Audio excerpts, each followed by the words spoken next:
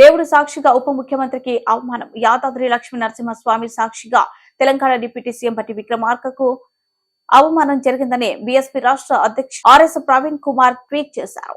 ఈ అవమానాలు లేని భారతం కోసమే బీఎస్పీ పోరాటం చేస్తుందని ప్రవీణ్ కుమార్ తన ట్వీట్ లో పేర్కొన్నారు. యాదాద్రి బ్రహ్మోత్సవాల సందర్భంగా సోమవారం ఉదయం ముఖ్యమంత్రి రేవంత్ రెడ్డి, డిప్యూటీ సీఎం భట్టి విక్రమార్కతో పాటు మంత్రులు కోమటిరెడ్డి వెంకటరెడ్డి, ఉత్తమ్ కుమార్ రెడ్డి, కొండ సురేఖ యాదాద్రి పర్యటనకు వెళ్లారు.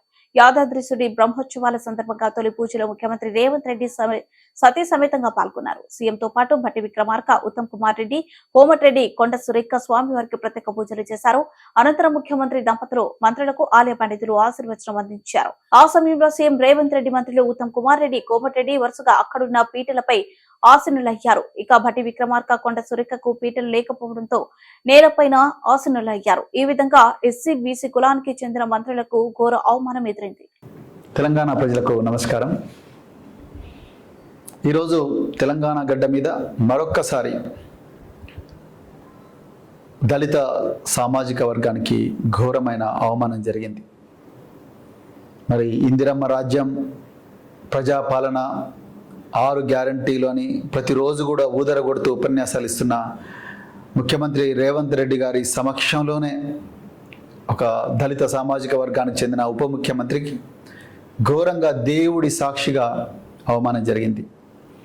మిత్రులారా, ఈరోజు ఉదయం యాదాద్రి లక్ష్మీ నరసింహస్వామి గారి ఆలయంలో ముఖ్యమంత్రి గారి దంపతులు, మరి ఉప ముఖ్యమంత్రి గారు, అదేవిధంగా జిల్లా మంత్రులు కోమటిరెడ్డి గారు, అదేవిధంగా ఉత్తమ్ కుమార్ రెడ్డి గారు, వీరందరూ మరి ప్రత్యేక పూజా కార్యక్రమాలు నిర్వహించారు.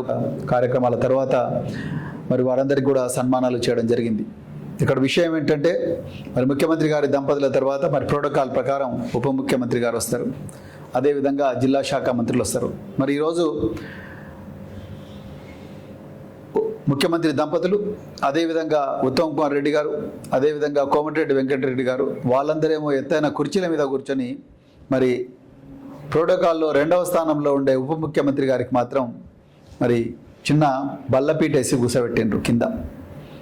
అంటే నేనేమంటానంటే, తెలంగాణ పిల్లలందరూ కూడా దయచేసి గుర్తించాలి, కాంగ్రెస్ పార్టీ మొదటి నుంచి కూడా ఇదే విధంగా వెక్కిరిస్తూ ఉన్నది పేద సామాజిక వర్గాలను.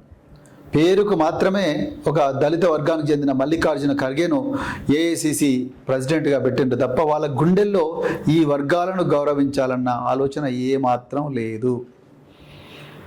అంగరంగ వైభవంగా మరి ఎన్నో అబద్ధాలు చెప్పి ఇలా కాంగ్రెస్ పార్టీ అధికారంలోకి వచ్చింది.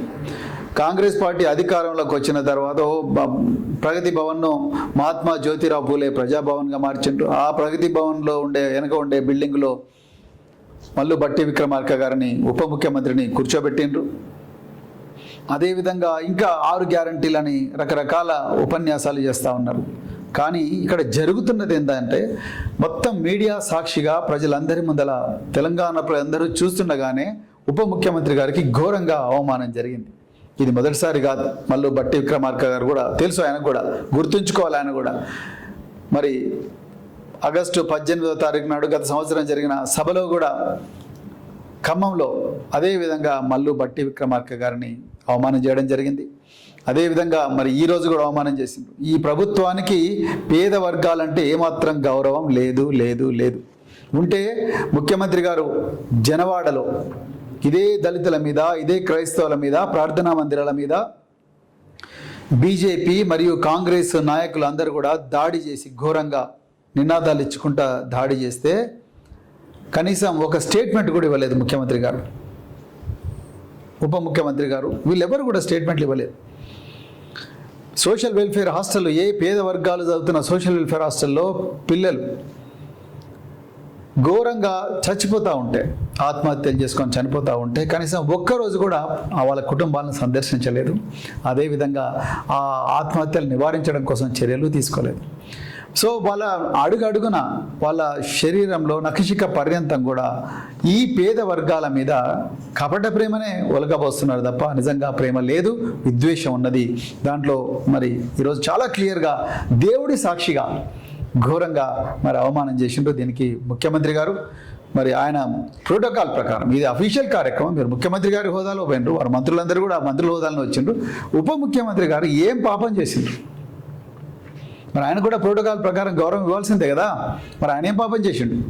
ఆయన నోరు తెరిచి చెప్పలేకపోయి ఉండొచ్చు, కానీ పెద్ద మనిషి హోదాలో ఉండే మీరు మరి రేవంత్ రెడ్డి గారు మీరన్నా చెప్పి ఉండాల్సిందే, అయ్యా మీరు పక్కకు నిలబడండి, ముందు ఆయన కూర్చోబెడతా, ఆయన ఉప ముఖ్యమంత్రి అని చెప్పి మీరు ఇద్దరు మంత్రులను వారించాలి కదా. ఇంకా మొత్తం మాదే అధికారం, మేమే చేస్తాం ఏదైనా, ఇక మా చేతుల్లోనే ఉంటుంది అంతా, మీరు ఓన్లీ నామకే వస్తే మీకు ఉప ముఖ్యమంత్రి పోస్ట్ ఇచ్చినాం, నువ్వు ఎక్కడ వేసినావు, ఎక్కడ ఏ మూలన పడుండు నువ్వు అంతే అన్నట్టుగా మీరు ఇది ఒక్కటేసారి కాదు, ఇంత ముందు కూడా చాలాసార్లు ఆ విధంగా మీరు మీ అహంభావం ప్రదర్శించిండ్రు. అందుకొరకే నేను మళ్ళీ చెప్తున్నా, రేవంత్ రెడ్డి గారు మీరు ముఖ్యమంత్రిగా మీరు క్షమాపణ చెప్పాలి ఈ సమాజానికి, పేద సమాజానికి. ఈ చెప్పినంత వరకు కూడా మరి ఊరుకోమని నేను చెప్తున్నా. మీకు అసలు ఇంత ఘోరమైన అవమానం మరి ఎప్పుడు కూడా చరిత్రలో జరిగిన, అది దేవుడి సాక్షిగా ఆ పవిత్రమైన ప్రార్థనా మందిరాల్లో ఇలాంటి ఘోరమైన అవమానం జరగడం అనేది చాలా చాలా బాధాకరమైన విషయం. ఈ తెలంగాణ చరిత్రలో ఒక దుర్దినం అని చెప్పేసి నేను అనుకుంటున్నా. సో మరి తెలంగాణ పిల్లలందరూ కూడా దీన్ని గమనించాలి అని చెప్పి, అదేవిధంగా